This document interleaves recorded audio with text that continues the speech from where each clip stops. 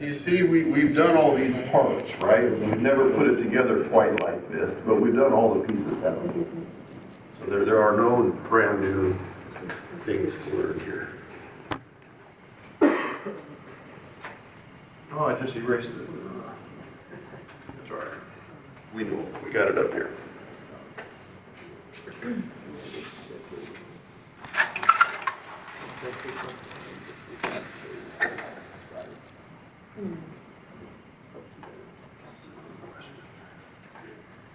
All right, here we go. We're going to do the same thing for natural log 1 plus 4x.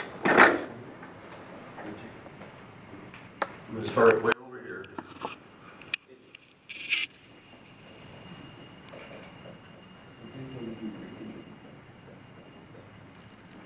So the first part is find the first 4 non-zero terms. Let's start making our table right here. So f of 0. Why am I doing 0? Maclaurin. It's a Maclaurin series. Maclaurin series are always centered at 0. Okay? So if we put in 0 for x, we're going to get natural log of 1, which is 0. Okay? F prime of x. The derivative of natural log is 1 over the argument. But we have to use chain rule times the derivative of the inside, which will be 4. So that'll make that 1 a 4 up there. 4 times 1 is 4. And if we put 0 in, we'll get 4. Questions so far? All right, so in our mind, let's think of this as 4 times 1 plus 4x to the negative 1, okay? Let's think of it that way in our head. Yeah. So we're going to bring the negative 1 down. Well, this is scrap paper work here, I'm going to be erasing it. And subtract 1, then chain rule times the derivative inside. So that will give us negative 16. And now I'm going to put it back on the bottom, 1 plus 4x squared. Is everybody okay there? And f double prime of 0 is going to be negative 16.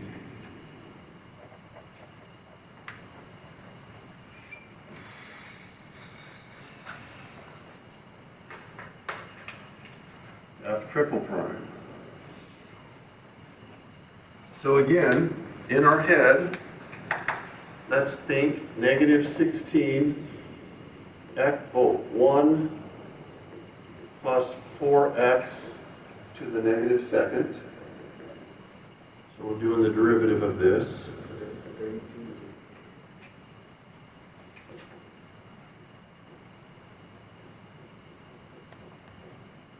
Times 4, right? 128. So we'll write that as 128 over 1 plus 4x to the third. Oh, by the way, did you notice I graded your exam? Yeah. I still have people doing the makeup one this afternoon. That's why I'm not giving it back to you right now. Okay? But your scores are in Pearson. Click on Student Gradebook, you'll see it. F triple prime of 0 is 128. The people making up, they are taking a different exam. It's not the same, but the problems are close enough that I don't want it out there. Does that make sense? Now, it said the first 4 non-zero terms. Do we need another one? No. Are those non-zero, all 4 of them?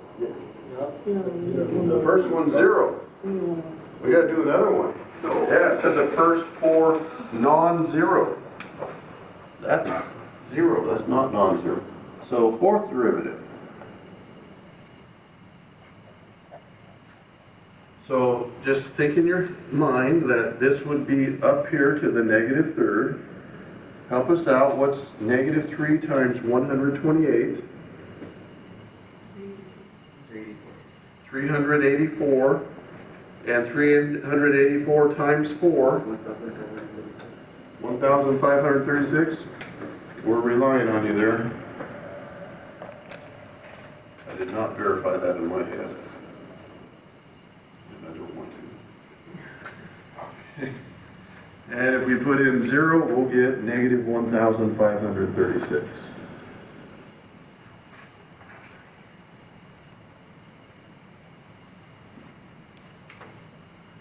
All right, let me erase this.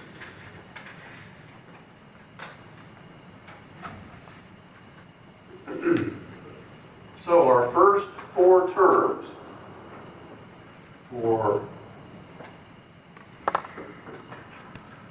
it's going to be 0, which I will not write, plus 4x, right? The first term, the first constant term was 0. So this is an x term, that's x squared, x cubed, x to the 4th. So 4x, that's over 1 factorial. And then we have a negative 16, so minus 16 over 2. Go ahead and write it out, don't reduce it yet. Times, I don't need a parenthesis, x squared. And then we'll have plus 128 over 3 factorial x cubed. And then minus 1,536 over 4 factorial x to the 4. That's going to be a fun one to find a pattern for.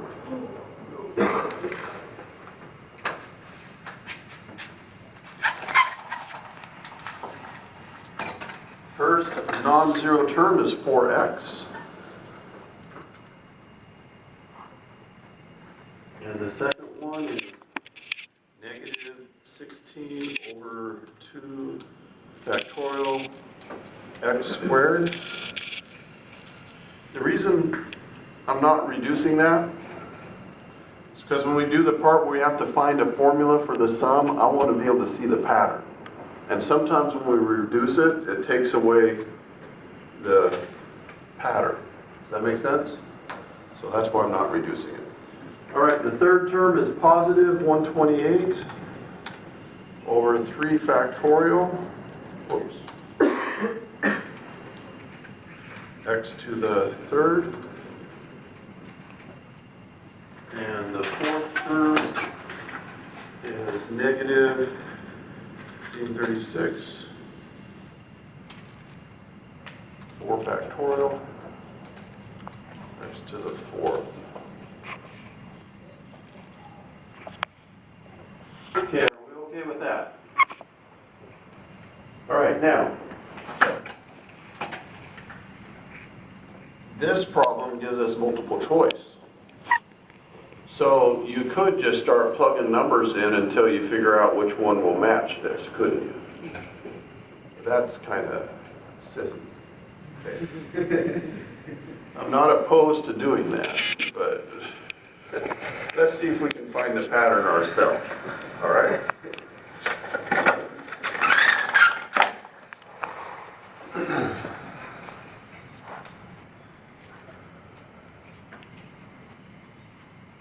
This one is tricky. Let's think about what was happening over here. You know, this was 1 plus 4x to the negative 1, 1 plus 4x to the negative 2. So, let's write it here. Look what we were doing here when we did these derivatives. We brought the 1 down and multiplied. We brought the 2 down, multiplied. The 3 down, multiplied. Well, when we got to this one, we brought the 3 down. Brought the 2 down to get this answer. Brought the 1 down to get this answer. So isn't there a factorial baked into these numbers? To get this number, we brought the 3 down, right? To get that number, we brought the 2 down. Brought the 1 down to get this number. So there's a 1 in here, there's a 1 times 2 in here, there's a 1 times 2 times 3 in here, and it's 1 less than these. There's a 3 factorial inside that number, isn't there? Because when we were doing the derivatives, we kept bringing those exponents down, and that was creating a factorial. And notice it's 1 less than this. Let's look at it again. To get this 16, we bring the 1 down. To get the negative 16, we bring the negative 1 down. It's 16 because the chain will times the 4 that's on the inside. But a 1 came down. To get this number, a 2 came down. So that's 1 times 2. To get this number, a 3 came down. So that's a 1 times 2 times 3 inside there. Yeah.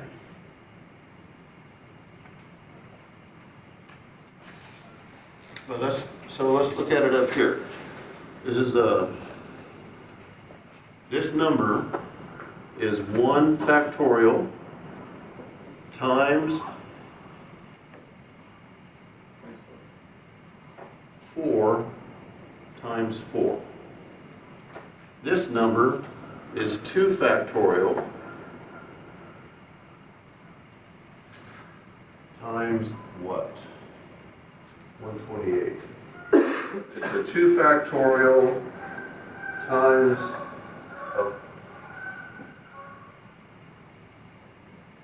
there's a times 4 in there, and then there is, I'm thinking about it here, a 16. Right? You get the 128.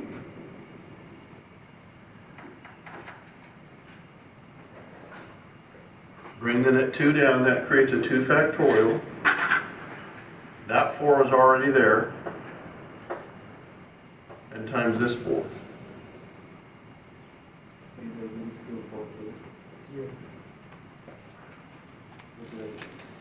Inside this number is a 3 factorial times a 4.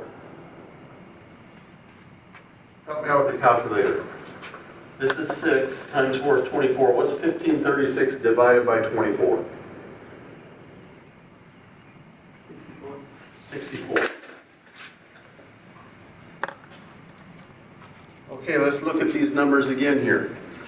We got a 1 factorial, that's that one, times the 4, times a 4 to the 1.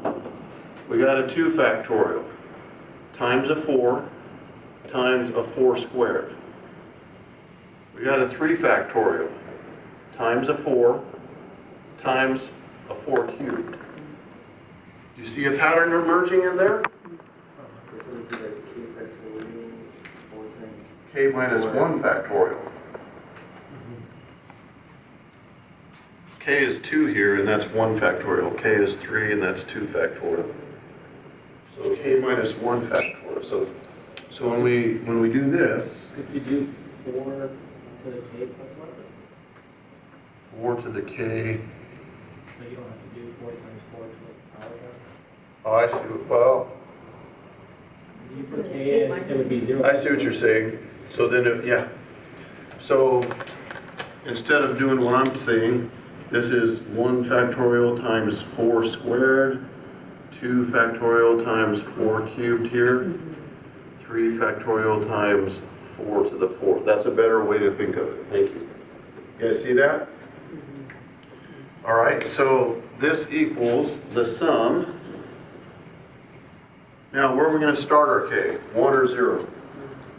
Could you also make it factorial 1 minus K so that you get the alternating and call it negative? You don't want to do a negative inside the factorial. Like, what's negative 2 factorial? You see what I'm saying? Yeah, we didn't go there. We want to start this at 1 this time. Why? Because at 0, we got 0, and we want to leave that one out. That's why. All right, so now we have,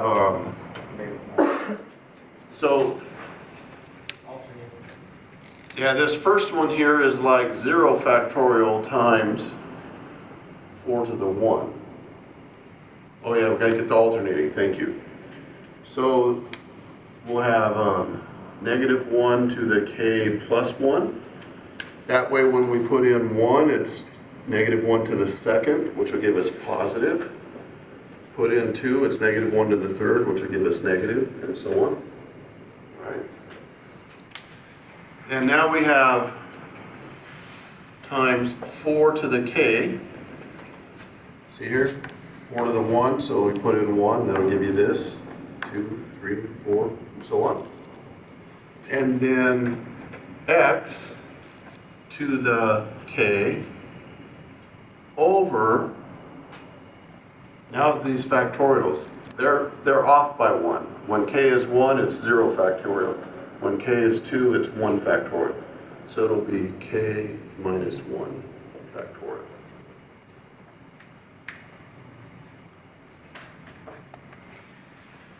What is the k minus 1 factorial be on the numerator? Yes. What am I doing here? Okay, thank you.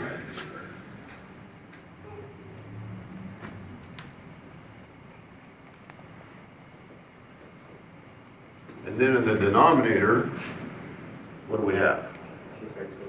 K factorial. Now we need to reduce that. I'm sure my lab, well, it's multiple choice. To make it match, it needs to be reduced. So let's think about that. Scratch paper work. K minus 1 factorial over k factorial. Well, this will be k minus 1 times k minus 2, k minus 3. Yeah.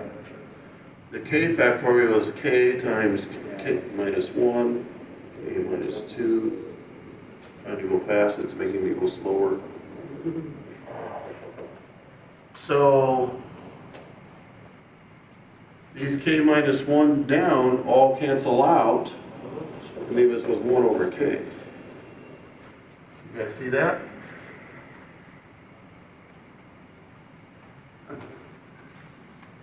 So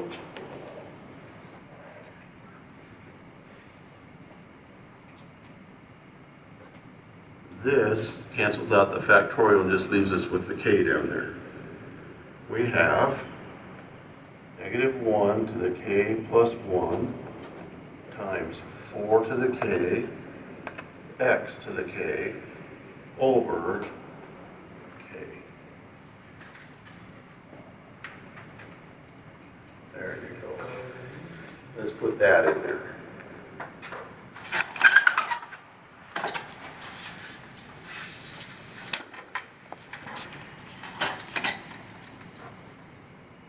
Oh, okay.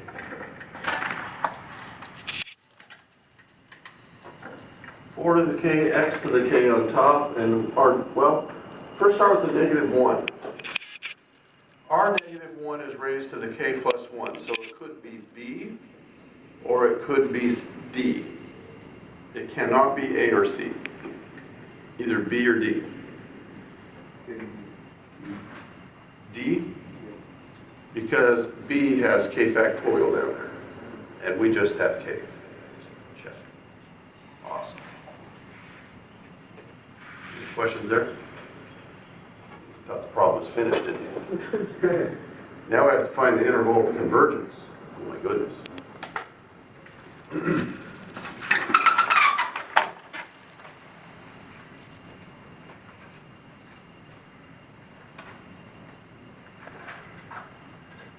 I recommend we'll do an interval of convergence for this, and I suggest we use that ratio test again because of the k in the denominator. If we did not have that k in the denominator, we only had these kinds of things, then I would use the root test. But with the k in the denominator, you end up with the kth root of k, and you probably have to do that natural log thing to find that limit. And so we could avoid that by doing ratio test. All right, let's do the ratio test.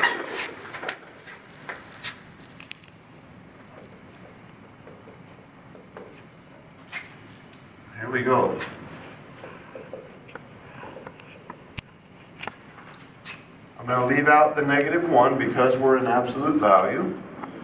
4 to the k plus 1, x to the k plus 1 over k plus 1 times k over 4 to the k, x to the k.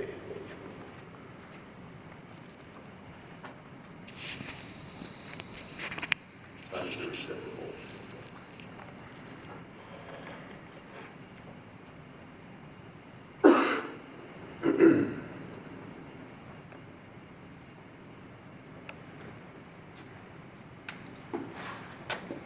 Okay, now equals limit. The 4's here, subtract k plus 1 minus k leaves us with a 4 on top. Same with the x's, k plus 1 minus k leaves us with the x on top. And what's the limit of k over k plus 1? 1, right? Limit of k over k plus 1, it's the polynomial thing, ratio of the leading coefficients, because they're the same degree. So that over that has a, kind of like a canceling thing, but they don't cancel out. But that over that equals 1, and all we have left here is 4x. X, relative to the limit, is a constant, isn't it? The limit of a constant is a constant. This equals absolute value of 4x. It's like the limit of 5 is 5. X is a constant just like 5, relative to the limit. X is not changing, k is changing. Now, the ratio test tells us it converges when this limit is what? Less than 1. So it converges when absolute value of 4x is less than 1. I'm going to show you something you don't want to do. It probably won't hurt on this problem, but I think there is a problem in the assignment where it will hurt. Where it will hurt. There we go. Do not do this. And then divide everything by 4 and get -1/4 less than x less than 1/4. Don't do that. It's not going to matter on this problem, but there's another problem where it will matter. What you need to do is pull the 4 out, because absolute value of 4 is 4. Now divide by 4, absolute value of x is less than 1/4. Get the absolute value of x by itself. Okay, don't have anything else connected. Then, going back to your beginning algebra, -1/4 is less than x is less than 1/4.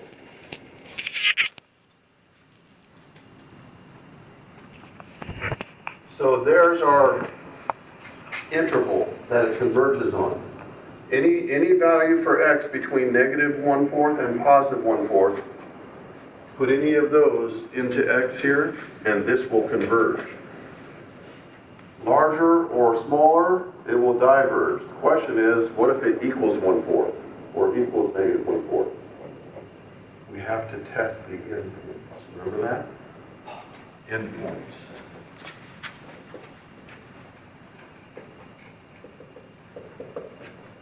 So let's start with -1/4.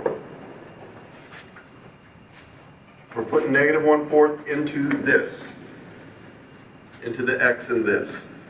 And we'll have the sum, as k goes from 1 to infinity,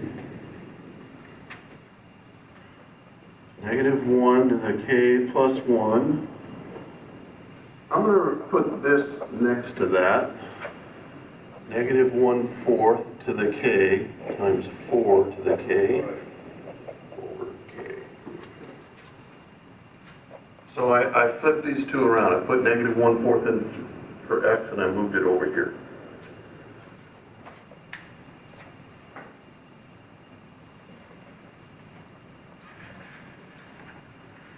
these two pieces, will they always have the same signs or different signs?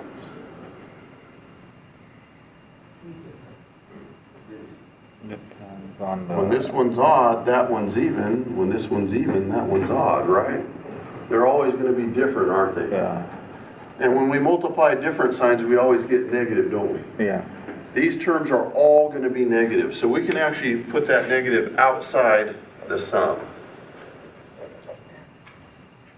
That's like factoring a negative 1 out. Now, look at this, scratch paper work here. We got 1/4 to the k times 4 to the k.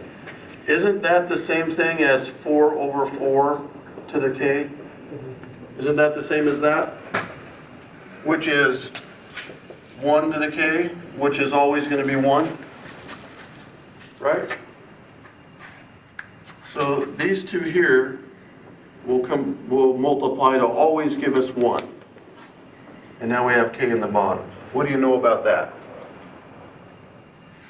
The harmonic series. It's the harmonic series, and the harmonic series diverges.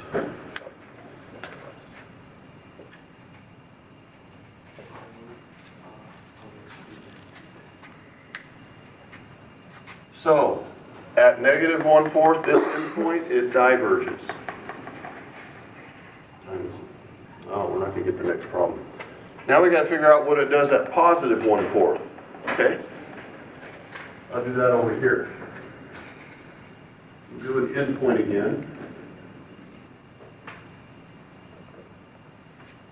For x equals positive 1/4. So we're putting that in for x here. We have the sum, negative 1 to the k plus 1, 4 to the k, 1/4 positive to the k over k.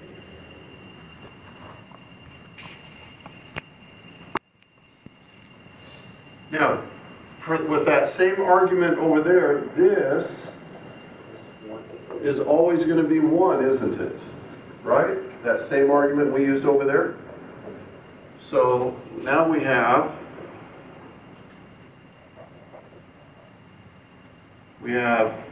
negative 1 to the k plus 1.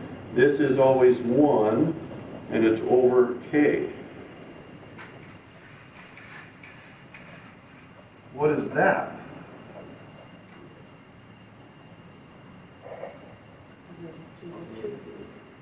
Alternating what? Well, we will use that alternating series test, but what is this series? If this was always positive, what would it be? Harmonic. This is the alternating harmonic series.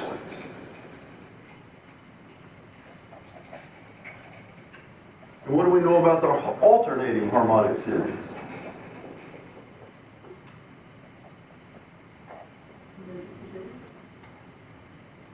The limit does, but the alternating harmonic series does not, the sum is not 0. That expression. It converges. Yeah. Converges by alternating series test. If we do the limit as k goes to infinity of this, we'll get 0, right? Alternating series test says that that converges. So we got the harmonic over there, which diverges. The alternating harmonic here, which converges. So, our interval of convergence, I'm all over the board here.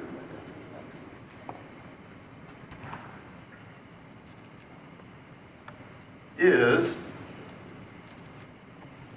we use negative 1/4, we got diverges, so that's a parenthesis, it's not included. But positive 1/4 converges, so that one gets a bracket. It is included. There's your interval of convergence.